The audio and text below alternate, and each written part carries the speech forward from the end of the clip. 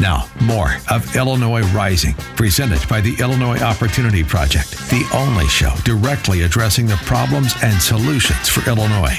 Now, from AM 560, here's Dan Proft. Dan, back with Joe on this edition of Illinois Rising. And Joe, another entrant into the Chicago mayor's race this week. She is Lori Lightfoot, former federal prosecutor, attorney in private practice, who was really the featured member of that Star Chamber Police Review Board that Tiny Dancer put together in the wake of the Laquan McDonald shooting. She terming herself a triple threat this week. Triple threat, because she's black, she's female, and she's a lesbian. Oh, wow. And that checks a lot of boxes for Democrats and the identity politics obsessed in the city. But Lightfoot is smart. She is well-spoken.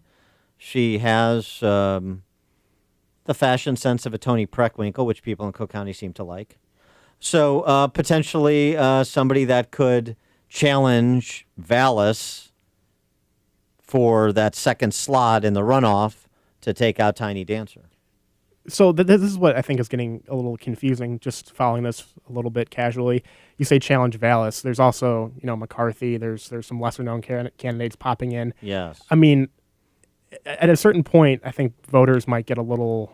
I wondered a year ago or 2 years ago, what's Rahm's path to re-election when his approval rating was in the teens?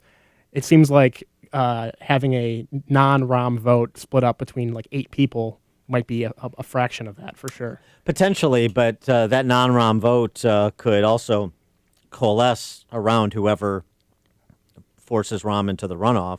Is it clear who that is at this point? I think you would suggest that the person with the inside track to that would be Vallis, but I don't think that's a foregone conclusion. I think Lori Lightfoot, presents some opportunities for a natural constituency, more so than Vallis or Rahm.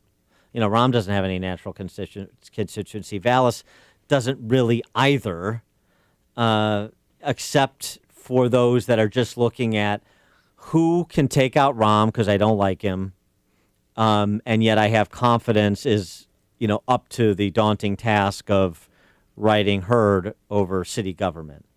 And I think because people know Vallis, certainly more so than Lori Lightfoot. I mean, she's got a whole kind of introductory branding challenge that's much more daunting than is Vallis's. You would have to say Vallis is in that best position, but Lightfoot, if she could put together resources and clear that credibility threshold, this is somebody I believe could run the city. She's, tough enough. He's tough enough. Because 4 years ago, the problem with Chewy is, I don't like Rahm, but I'm not convinced that guy could run the city. Which is totally valid, I think. Well, true, yeah. But none of these people actually could do it. I mean, the whole thing is this is sort of like a student council election. It's just like whoever you sort of can tolerate the most or is the most popular.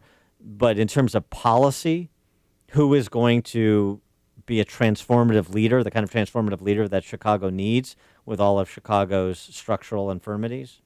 Well, I don't see that person, Vallis included. I mean, despite what my friend John Cass writes about him, I just don't see it, despite some of his rhetoric, Vallis's that is. I also remember that this is somebody who ran as Pat Quinn's lieutenant governor. So that says something about his, number one, his desire to be in public office, which is a desire for the better part of 20 years.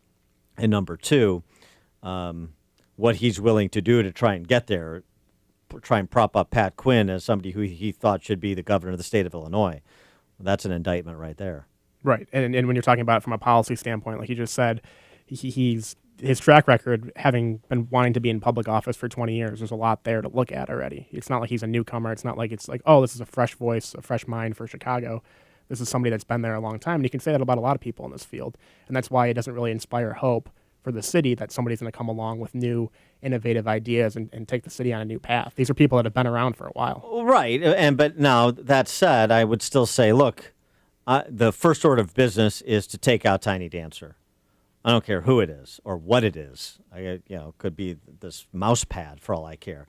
You have to get rid of him first, and then to at least humble him and to establish some sense that there's some possibility that the people in charge in the city and state are going to be held accountable for awful, craven, contemptibly faint-hearted performances like Tiny Dancer has offered over 2.5 terms. Now, he's also enlisting Tiny Dancer, that is, his friends. He's trying to rally the troops, not the people, but the operatives. Jorge Ramirez, the former president of Chicago Federation of Labor. This is a great story. This is like a great Chicago political story. Jorge Ramirez, Chicago Federation of Labor president, part of the AFL-CIO Times ownership group. He announced this week he's going over to Michael Sachs' asset management firm, Grosvenor Capital, or whatever the hell it's called. Who cares? Sachs is Rahm's top consigliere, one of his top financiers.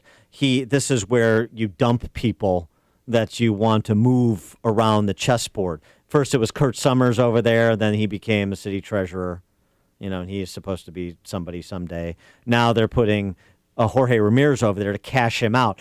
Chicago Federation of Labor, right? So this is a position and a firm that the Workers of the World Unite crowd would normally characterize as, predatory capitalist pigs.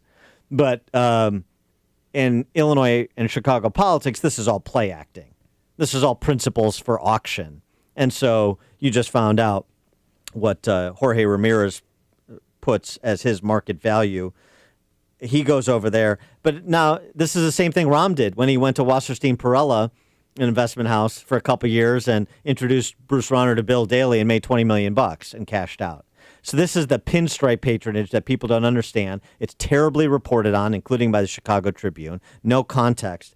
And this is just a dumping ground for Rahm, for a political operative to help him with his reelect under the Sachs House and get paid for doing it, while also influencing the Sun-Times and its coverage of Rahm, since he's not getting the same audience at the Tribune that he used to get. Because ultimately, what does he care about is winning elections and winning news cycles. He doesn't care about putting forth policies that can turn the city around, that can help impoverished neighborhoods around downtown. He cares about image, and he cares about winning elections, and every day probably wakes up wondering how he can win that day's news cycle.